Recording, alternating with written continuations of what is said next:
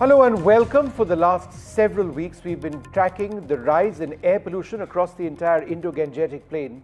And one of the big concerns has been farm fire burning in Punjab. And the fact that there is no real clarity on the number of farm fires taking place. The Supreme Court has said that farm fires must stop, stubble burning must end. But that's something that's been said at various levels over the last many years. Nobody really cares about it. Nobody is doing anything about it at all.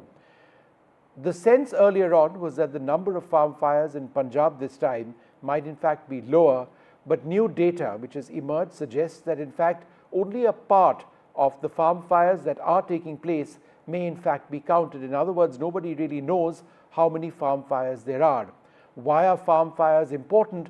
They are important because the pollution caused as a result of these farm fires caused the national capital region of our country to become a gas chamber. Air pollution levels, including as we speak right now, are way over, several times over what the World Health Organization considers to be safe or good quality air. And there is no letting up on the fact that farmers continue to burn on their fields. So we'll be looking at that. But this comes on a day when, in a connected development, the Supreme Court has decided to maintain the stringent graded action response plan for restrictions in Delhi and the National Capital Region for at least the next 3 days in response to the ongoing air pollution crisis. It's related to what's happening in Punjab and elsewhere. The court has mandated strict monitoring of all entry points into Delhi to control vehicle entry and has appointed 13 advocates to oversee the implementation of these measures. The Supreme Court has also directed the Delhi government to provide a detailed report by Monday on the enforcement of these pollution control measures, emphasizing that there will be no relaxation in restrictions until there is a significant improvement in air quality. And for the last several days, we've brought you reports on how intense farm fires from Punjab have contributed massively to the overall pollution load across North India and resulted in our national capital region becoming a virtual gas chamber with the PM 2.5 count at extremely dangerous levels. In order to give you a better idea of the number of farm fires that contributed to this, we reached out to Maxar for satellite imagery of the greater Amritsar area. And here's what we saw. Take a look at this image. This is an image from 2:18 p.m. on the 18th of November, just a couple of days back. What you see here is an apocalyptic scene. It looks like a war zone, but in fact, this is all smoke. It is not from the impact of bombs, but from farmers burning their agricultural stubble. Take a look at this image for a moment.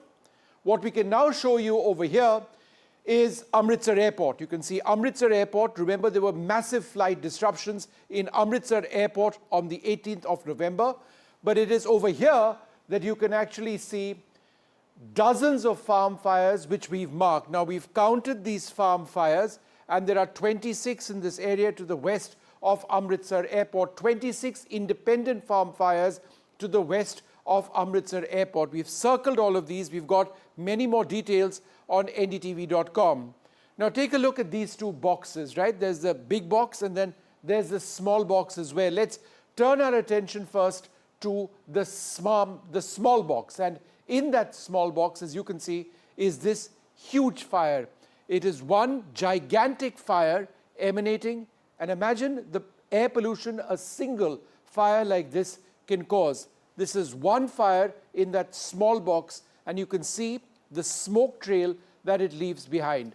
Let's go back to the previous image and focus now on the big box, and let's zoom into that big box, and we've noticed 8 farm fires over here. Each of these farm fires, depending on what you look at, show their smoke plume as well. All across this region, it all adds up to what has been absolutely horrific. And finally, what is the area that we're actually talking about over here? Let's move to the next image so that we can show you and make an important couple of points. Right up top is Amritsar. The yellow box up there is the area that we have focused on. As you can see, in that yellow box, there is not a single red dot. Why am I focused on these red dots? Well, these red dots come from sensors on board NASA satellites. These made a pass on the 18th of November at about 2 p.m. The Maxar satellite images that you just saw on this report come from a satellite pass which happened a little while after that. And they have not been registered on the NASA satellite, which flew by a little earlier.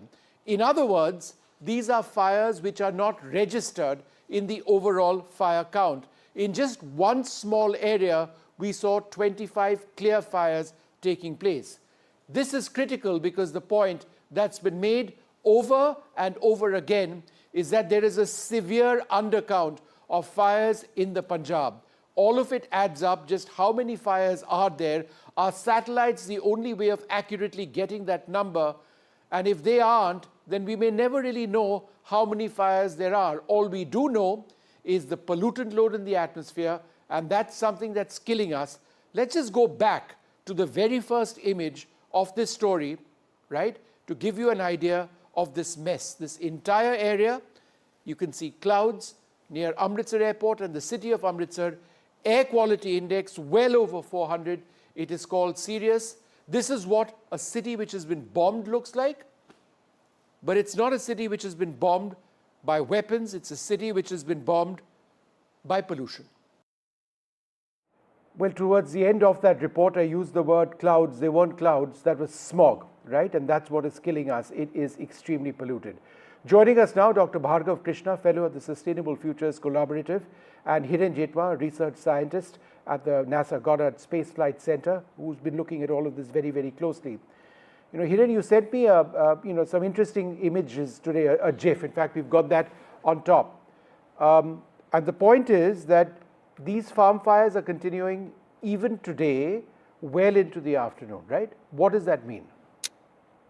That's true. Yeah, there is. Okay, I looked at this satellite animation from this geostationary, the South Korean geostationary satellite, and I don't see any respite or any relief from the farm fires.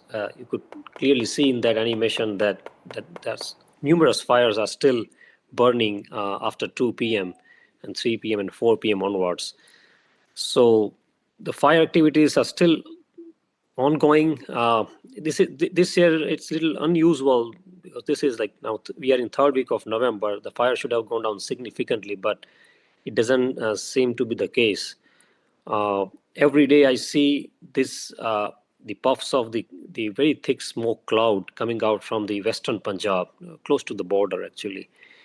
And there are also fires in other fires in that region, and most of it is appear to be lit by the fires are lit by after 2 p.m., 3 p.m. and 4 p.m. once the NASA satellite pass over that region. So this year it seems that the burning activities has been delayed also.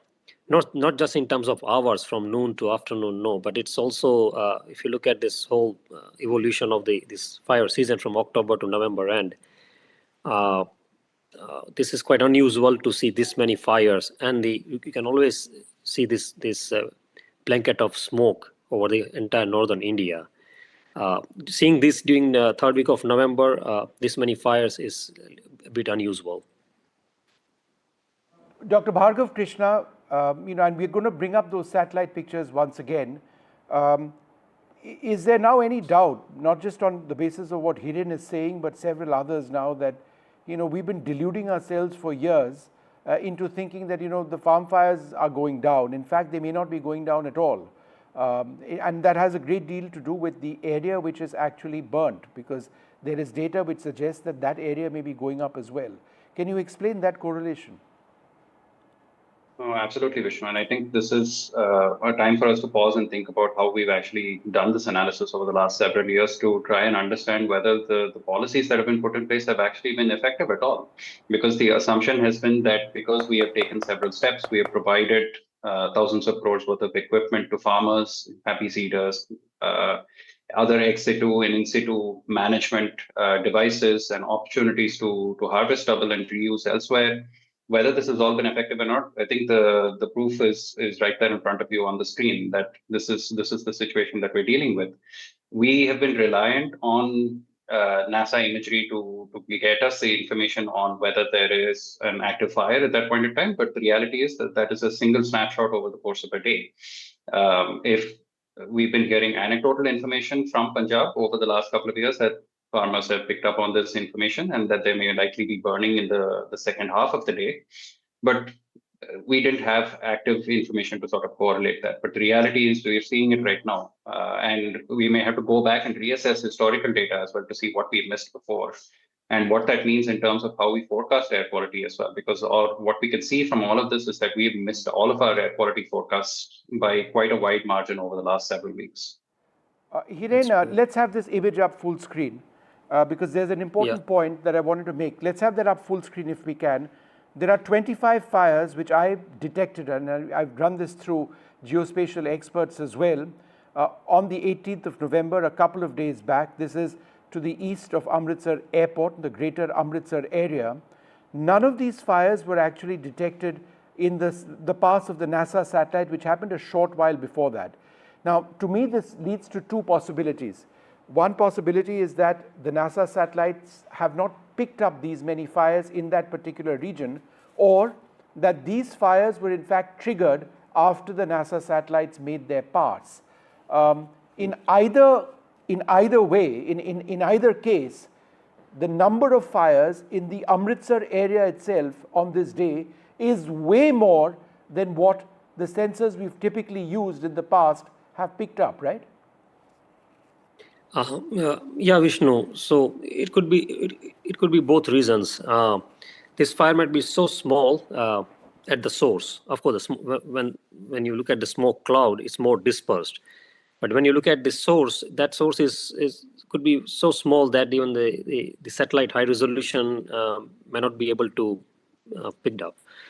So that's the one reason that the typical NASA satellite that we use for fire statistics is unable to detect those fires.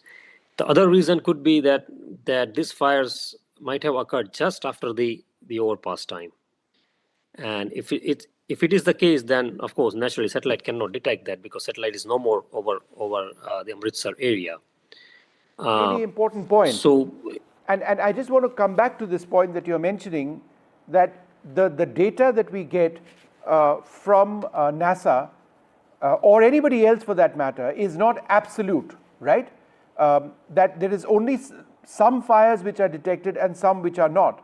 So we shouldn't believe that the satellite data that we get is an absolute number.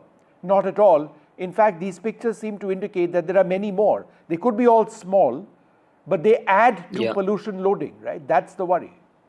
Right. I mean, the satellite that we use, the Suomi NPP satellite and with VIIRS instrument, that VIIRS instrument can detect fires at 375 meters, which is, I mean, quite a great resolution, right? Mm-hmm. There are also other high resolution measurements from Landsat series of satellite, but they overpass the region once in a few days or maybe a week. But those are even high resolution measurements in terms of meters. But that we are not using for now. Sure. And for this particular day, that the image that you are showing here, this image was taken at 2:18 p.m. on November 18th. And the Suomi NPP satellite overpassed the region at 1:38. I see. So there's a time difference. These fires are might be very fresh at that around 2 It might p.m. well be, Hiren. It might well be. And yes. Bhargav, that's just the point over here.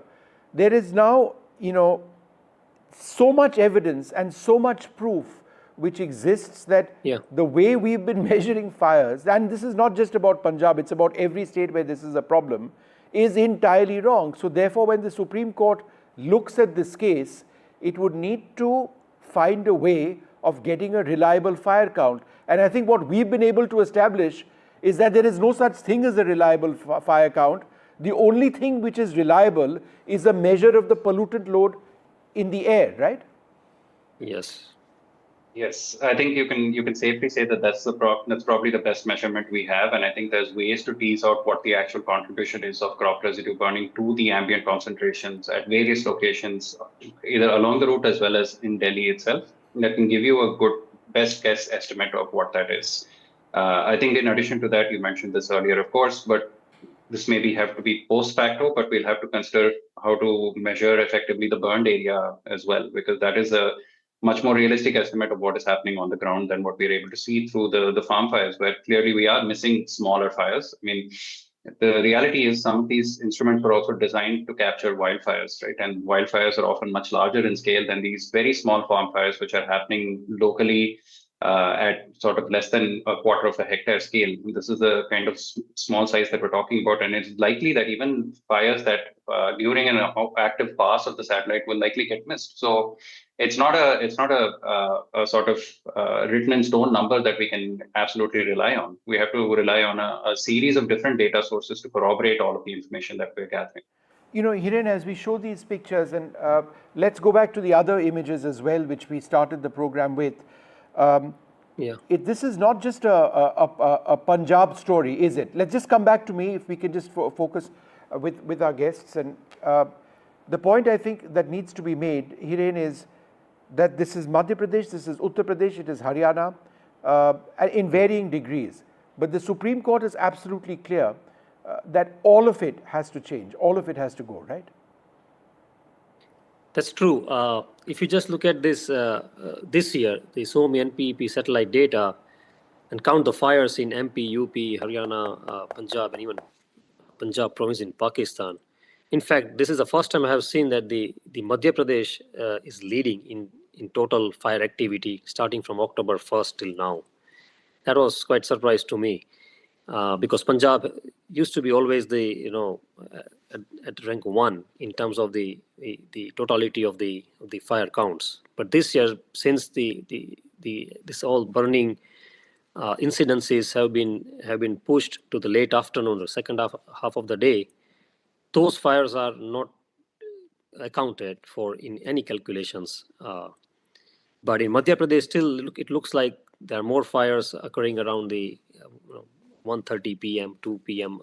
Overpass time. So that's why we are able to capture it. But we always knew that there are fires also occurring before and after the satellite surveillance time, right? We knew that. And for actually to guess the totality of this picture, we need very high temporal cadence measurements of these fires from geostationary satellite. There is no other way. With high resolution as much as possible. Our currently inset satellite data, the 3DR imager, it gives us this fire signal data at 4 kilometers, which is too coarse, but it's still useful to look at the morning to evening pattern of the fires. But it cannot give you the total the accurate number of fire counts, but it can still give us some kind of burned area information. Sure. So basically, in the coarser resolution measurement, the count is not important, but the area that it covers. Right. It is very important, and we can sum up that area to come up with a huge number over each state to estimate the total burned area. Bhargav, one final question to you. Madhya Pradesh has had possibly the largest fire count in terms of what we know, right? We've been talking about what we don't know. But the reason why Madhya Pradesh, in a sense, is less of a concern is because of wind patterns. While fires from Madhya Pradesh might result in a smog in parts of Maharashtra, it doesn't quite create the same gas chamber effect that we have in the national capital region, right? Yes, absolutely. And I think this is also, I mean, anecdotally, I can share from my own experience that I've been traveling in different parts of the country that this has become a far more common practice than we would like to acknowledge. I mean, earlier this year, I was in coastal Maharashtra where there was absolutely no reason for crop residue burning to be a factor at all. And farmers were engaging in crop residue burning. And even in those areas, this has become widespread now. It occurs in pretty much every state that we're able to see. We, as part of this grand experiment in investing in crop residue management, we have placed a great level of faith as well in farmers in this region, in Punjab and Haryana and Western Uttar Pradesh. And the assumption being that there is a moral trade-off that we are all making in breathing this, and that previously during the farm agitations and whatnot, there was a great deal of positive sentiment towards farmers, and they're at risk of losing that positive sentiment with respect to the public if we're seeing that there is absolutely no change in the way that they're approaching this particular practice. This is the risk that we are facing as a society at this point, that we are condemning ourselves to breathing this extremely toxic air on an annual basis with literally no change on a year-on-year basis at all. Look, I'd like to thank you both very much for joining us. We're going to continue with this theme with a story from Madhya Pradesh, which has recently earned an unenviable distinction. It tops the nation in stubble burning incidents. Again, according to the data that we do know, what the larger issue is, we've been talking about that. Well, this worrying trend in Madhya Pradesh is a growing concern for the quality of life, of environmental health. Yet in the heart of the state, tribal farmers are showcasing sustainable practices that could hold the key to solving this crisis. Anurag Dwari has this report.